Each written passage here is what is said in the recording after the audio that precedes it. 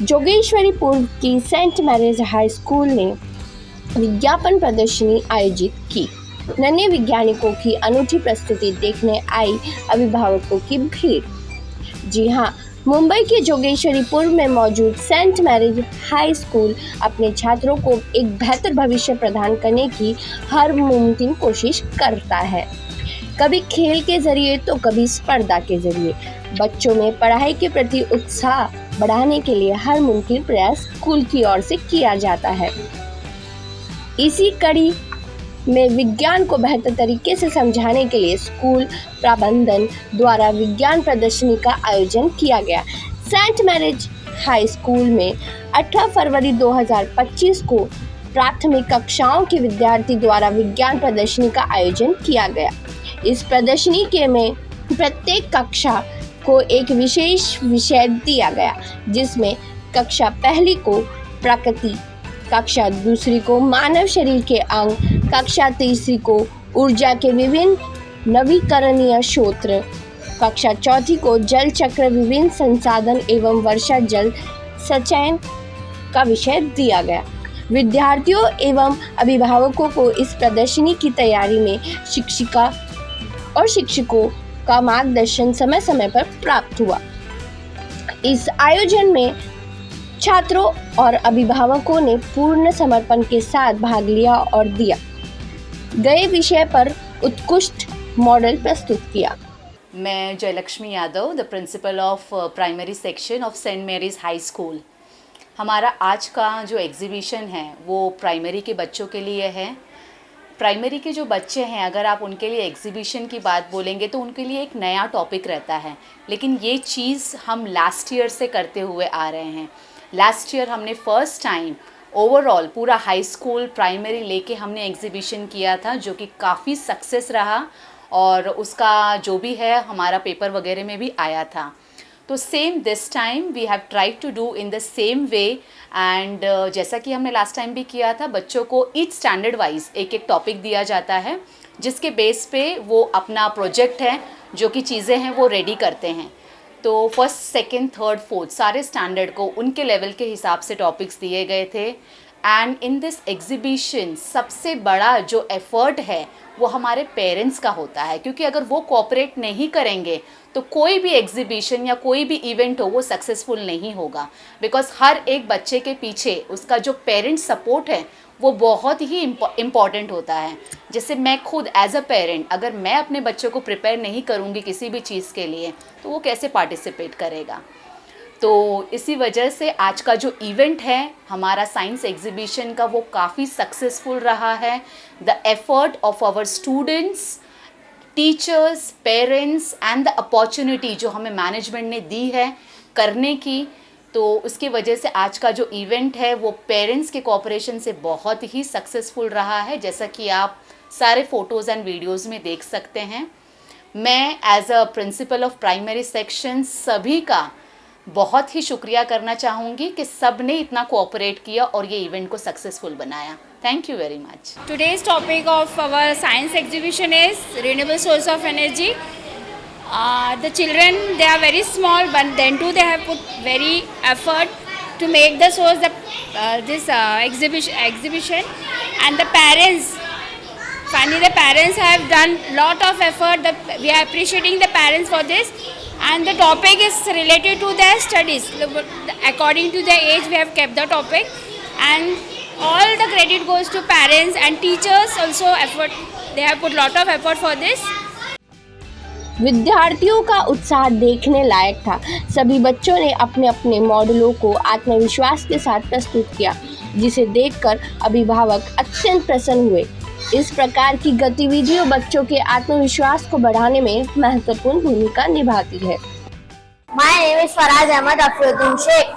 I am in 4th standard. Today I am going to explain about my source of water. Water is important for life. Life cannot exist on earth without water. Water is essential for drinking, bathing, agriculture, etc. Most of the earth is covered by water. Water comes from many sources. Oceans, rivers, lakes are the examples of the various sources of water. rainfall fills all the water bodies, so it is considered as the main sources of water. In a modern days, humans are using more groundwater. Wells and borewells are dug to get more groundwater. Water is a precious resource. We must take care of our water sources to keep them clean and safe. Hello everyone, my name is Ashik. I am present here to explain about the water cycle model. You can see in my model there are so many things like tree, sun, clouds and etc. Here is transportation goes on and it called the evaporation. It is very important and it heat that and it goes inside and it called the condenser. It goes down and it called the precipitation. It goes on the land and called the percolation. It will rotate for the life. It will not rotate, means no life on the earth. So we want to clean our surroundings. Thank you everyone. My name is Divyanshu Sandeep. I am from 4th A. This is my science model. Different water resources. Water is important for our life. Life cannot exist on earth without water. Water is essential for drinking, bathing, agriculture, etc. Water comes from many sources. Oceans, rivers, lakes are the examples of the various of water. In modern days, humans are using more groundwater. Water is precious resource. We must take care of water to keep it clean and safe. Thank you. My name is Sheikh Mohammed Qadir. I am from 4th A. My topic name is water harvest. Water harvest is the way to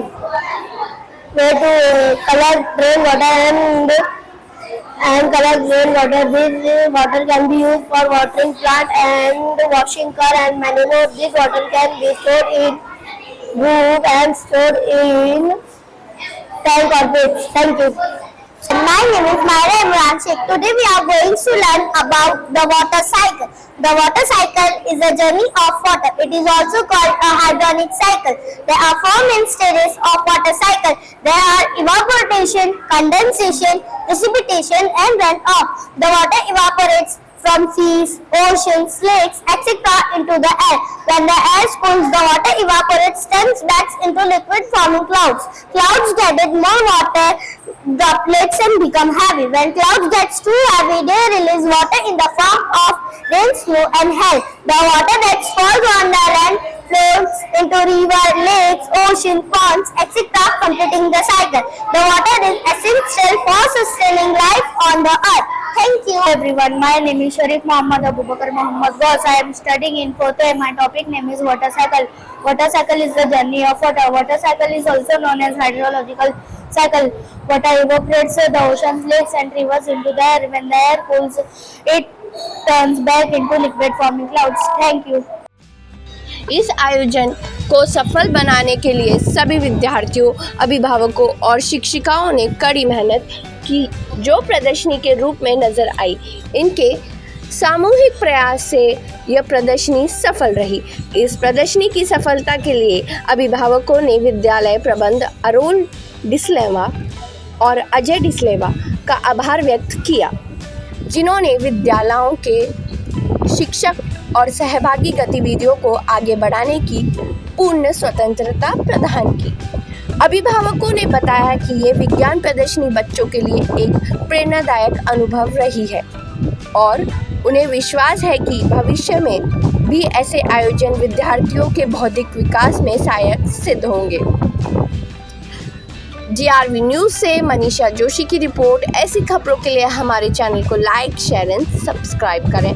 धन्यवाद।